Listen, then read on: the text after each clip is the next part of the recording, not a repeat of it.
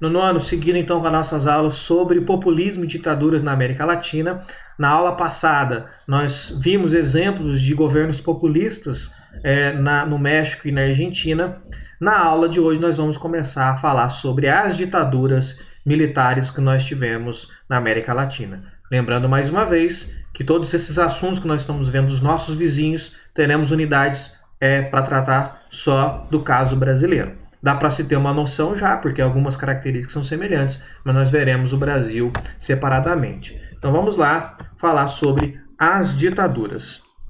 Bem, o estabelecimento dessas ditaduras na América Latina, ela ocorreu por diversos fatores, tanto externos quanto internos. Vamos ver aqui os fatores externos, como por exemplo, a Guerra Fria. Já que os Estados Unidos pretendia manter no seu quintal, né, no continente americano, o capitalismo, então qualquer oportunidade que ele tinha para se livrar de possibilidade de ascensão do socialismo no continente americano, ele interferia. Então, muitas dessas ditaduras que ocorreram na América Latina como um todo, teve grande presença do governo norte-americano, do governo dos Estados Unidos, que apoiou essas ditaduras para evitar a ascensão do socialismo. Um outro fator importante que ocorreu aqui na América vai ser a Revolução Cubana de 1959, quando é implantado um governo socialista em Cuba. Então, Cuba, por se tornar socialista, vai se alinhar com os soviéticos. E lembrem-se que soviéticos e Estados Unidos são rivais, são inimigos, porque têm posições ideológicas diferentes. Isso vai causar um problema muito grande para os Estados Unidos, uma vez que Cuba está muito próximo dos Estados Unidos. Então você tem um inimigo muito próximo do seu território. Essas ditaduras, o que ela vai ter em comum? Elas serão ditaduras contrárias ao socialismo, os militares são anticomunistas e todas elas apoiadas pelos Estados Unidos. Esse apoio dos Estados Unidos, gente, por muito tempo ficou assim, havia a discussão de que os Estados Unidos apoiou, e aí não tinha nada que comprovava esse apoio, até que mais recentemente documentos se tornaram públicos e comprovam que realmente os Estados Unidos teve uma grande interferência nesses governos na América Latina, inclusive terá no Brasil também, incentivando e dando apoio para as ditaduras nesses países da América Latina. Essas ditaduras elas vão ser apoiadas aí internamente por instituições capitalistas. Então, a elite desses países, e aqui no Brasil será a mesma coisa, vai apoiar a ditadura. A elite econômica vai apoiar a ditadura. As camadas mais altas e a classe média também vai apoiar a ditadura. E a igreja também vai apoiar a ditadura. Então, aqui nós temos 3 grupos extremamente importantes que vão apoiar a ditadura. As instituições capitalistas, as grandes empresas, os grandes bancos e assim por diante, a elite econômica vai apoiar, a classe alta, que ainda não compõe uma elite, mas são ricos, e a classe média também vai apoiar grandemente, e a igreja também vai apoiar. Bem, esse apoio é com a justificativa de garantir uma estabilidade econômica e garantir também a segurança contra agitações sociais. Essas agitações sociais você pode entender como qualquer movimento relacionado à esquerda. Então, por exemplo, manifestações, greves, reivindicações para melhorar as condições de vida dos trabalhadores, tudo isso vai ser visto como agitações sociais. Percebam que aqui nós estamos falando daqueles que oferecem o trabalho, do patrão, e não do funcionário, tá certo? Muito bem. Essas ditaduras vão ter particularidades, mas também terão características em comuns. Então, para facilitar, nós vamos pegar aqui as características em comum, o que todas elas tiveram. Como, por exemplo, o cerceamento dos direitos políticos individuais. Então, numa ditadura, os direitos políticos individuais são cerceados, eles são eliminados, são completamente controlados. Uma ampla utilização da força pelo Estado contra a sociedade, utilizando do Exército, das Forças Armadas e da Polícia contra a sociedade. E aí, gente, em determinadas situações, esse uso da força se dará contra aqueles inimigos clássicos, os opositores clássicos.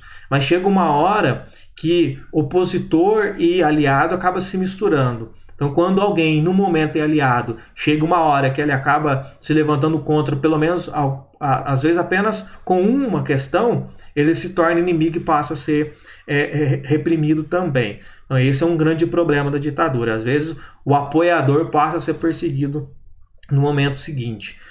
Um fortalecimento muito grande do poder executivo, então quer dizer, aqueles três poderes que são equilibrados perdem o equilíbrio e há um predomínio do poder executivo, ele suplanta o poder legislativo e o judiciário, tem um controle do poder judiciário e do legislativo. Um exemplo que nós vamos ver nesta aula ainda é a ditadura na Argentina, que vai ser uma das piores da América Latina. Nós vimos na aula anterior, com o populismo na Argentina, que um dos principais nomes era o Perón. E a Argentina, após o Perón, em 1955, ele vai ser deposto, vocês viram, a Argentina vai passar por uma crise econômica e política muito forte. E aí os militares começaram a intervir na política do país, intervieram na política do país constantemente. A justificativa que os militares usavam para interferir na política do país é dizer que os governos eram incapazes de governar e resolver a crise. Qual que é o grande problema dos militares fazer isso? Porque não existe nada que fala que os militares têm essa autoridade de interferir na política quando eles acham que o governo não está indo bem. Isso não existe em nenhuma lei, nenhuma constituição. Isso eles tomavam por iniciativa própria, quebrando as regras, inclusive. Lembre-se, os militares, como membros, por exemplo, das Forças Armadas, eles pertencem ao Poder Executivo. Lembra da divisão dos poderes? Quais são as atribuições do Poder Executivo? É cumprir uma função obedecendo o que está na lei. O Poder Executivo só pode fazer aquilo que a lei manda. Como as Forças Armadas está atrelado ao Poder Executivo, os militares então só devem fazer aquilo que a lei determina, que a lei manda ele fazer ou permite ele fazer. E nenhuma lei determina que os militares podem interferir na política quando, na interpretação deles, o governo não está bem. Certo? Porque isso a interpretação do que é um bom governo, um mau governo, é muito subjetiva e depende do posicionamento político e ideológico de cada um, tá certo? Mas aqui nesse momento era muito claro, os militares eram anticomunistas, antissocialistas, portanto, qualquer governo que tivesse característica que pudesse se inclinar para o lado socialista, ou que eles interpretavam como inclinação para o lado socialista, para eles eram maus governos, era um risco. Então, os militares pretendiam repelir qualquer grupo ligado ao socialismo que eles acreditavam que supostamente pretendia tomar o poder. Tá certo? Então, não importava se se um grupo de esquerda fosse fraco. Para eles, o grupo existir já era um risco. Tá certo? Então, ele não precisava ser forte. Só do fato dele existir já era um risco. Mas o Perón acaba voltando em 73, quando ele é reeleito. Mas no ano seguinte ele morre, ele já era idoso, no ano seguinte ele morre. Quando ele foi eleito em 73, o seu vice-presidente era a sua esposa, a Isabel Perón, que era a sua segunda esposa. E ela vai assumir o cargo. Ele morre, como ela é vice-presidente, ela tem direito de assumir o cargo. No entanto, ela vai ser rejeitada pelos argentinos. Pode ser que um pouco seja por uma falta de habilidade política, mas também o fato dela ser mulher vai pesar bastante. Ela vai ser deposta em 76 por um golpe militar. Ela vai ser retirada do poder por um golpe militar. E aí, a partir desse golpe militar, vai ser implantada uma ditadura. Então, o que nós temos em comum nas ditaduras da América Latina é que essas ditaduras nascem a partir de um golpe. Tá certo? Nasce a partir de um golpe. E esse golpe foi comandado por um sujeito chamado Jorge Rafael Videla. Quando ele ocupa o poder e inicia essa ditadura e começa a governar, ele vai decretar estado de sítio. O que significa estado de sítio? É a suspensão provisória dos direitos civis. Então, todos os direitos que os cidadãos têm, os direitos civis de ir e vir, enfim, de uma série de questões, passa a ser suspenso. Então, por exemplo, na normalidade, se uma pessoa ela está sendo, por exemplo, suspeita de ter cometido um crime e tudo mais, a polícia vai lá fazer uma busca na casa dela, vai fazer uma apreensão, coisa do tipo. É preciso ter lá um mandado judicial. O juiz autoriza a polícia a fazer esse tipo de trabalho. Com a suspensão provisória dos direitos civis, isso cai por terra. Então a polícia passa a ter a autoridade de entrar em qualquer residência, fazer revista, fazer busca ou até mesmo efetuar a prisão sem a determinação de um juiz. Ou seja, vocês davam um grande poder para os militares, tanto para o exército quanto para a polícia, de prender qualquer pessoa.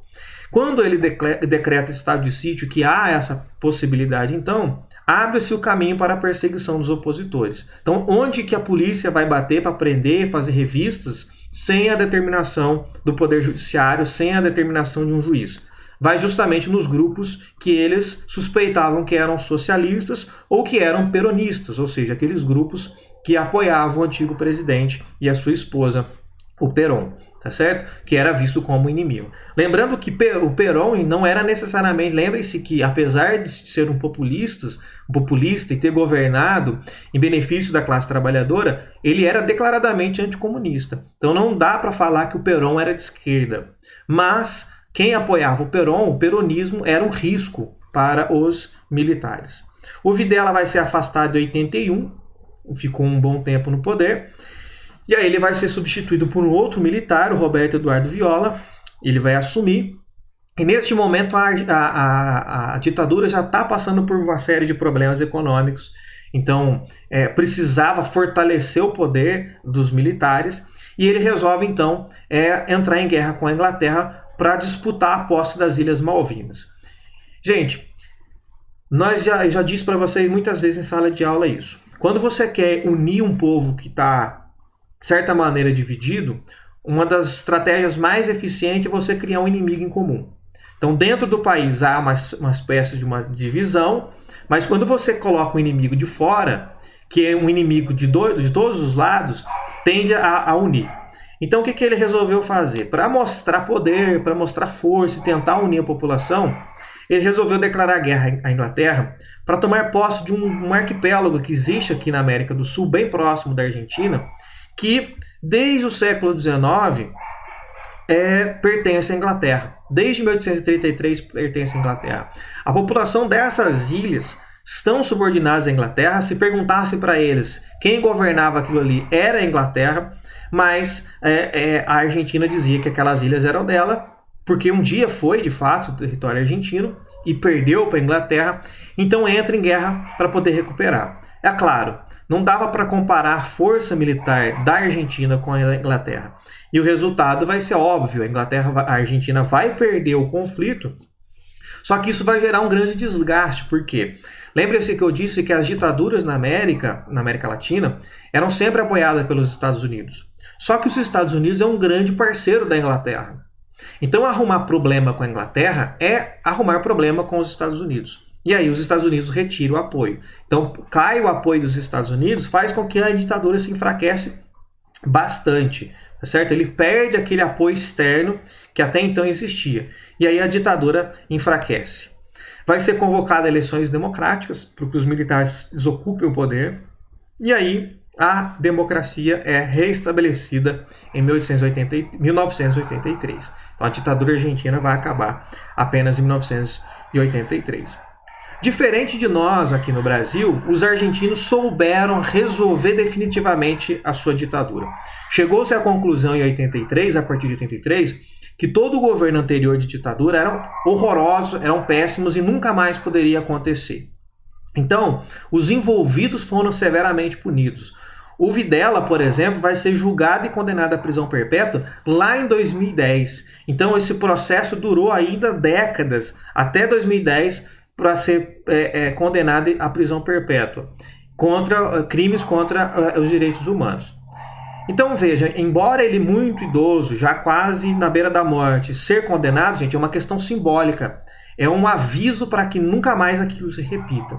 No nosso caso aqui não teve, houve uma espécie de uma anistia, vocês vão ver na matéria futura, e como não foi muito mal resolvido, faz com que até hoje pessoas clamem pela volta da ditadura militar. Tá certo? Então, como foi uma coisa mal resolvida, há pessoas que querem de volta a suspensão dos direitos e tudo mais. Enfim, a série de atrocidades que uma ditadura impõe. Então, por exemplo, o que nós vamos ver aqui vai se repetir em outras ditaduras também.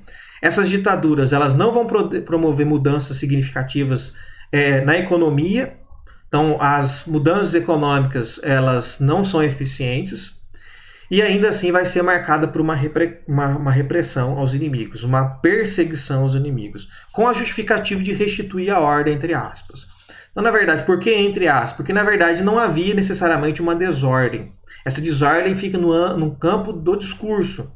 E aí ela usa como justificativa para reprimir os inimigos. Então, o inimigo é desordeiro, então você tem que prender o inimigo, certo? O que poderia ser como adversário político.